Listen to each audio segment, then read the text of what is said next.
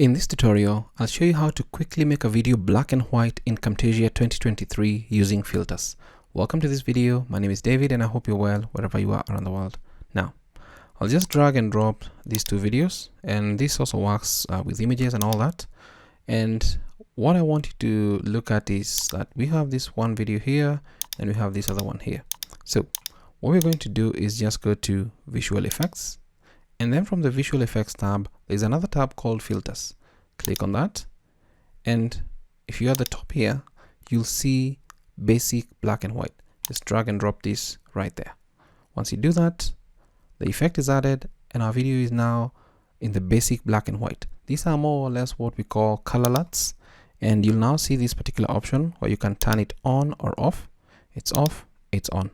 And this is a color LUT, and the LUT is the basic black and white.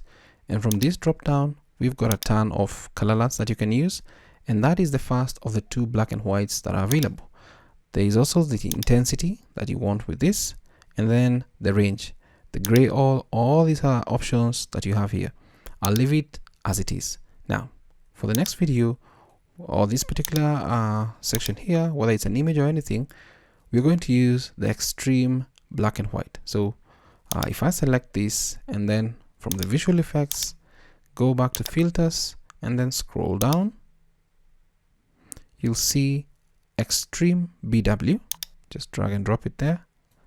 You're going to get the black and white as we've seen in the other one. This is a little bit more extreme, but the options are the same. So it's extreme BW. You can also change these to whatever you want. If you want to get like an old kind of that is old age kind of looking video, you can also do that.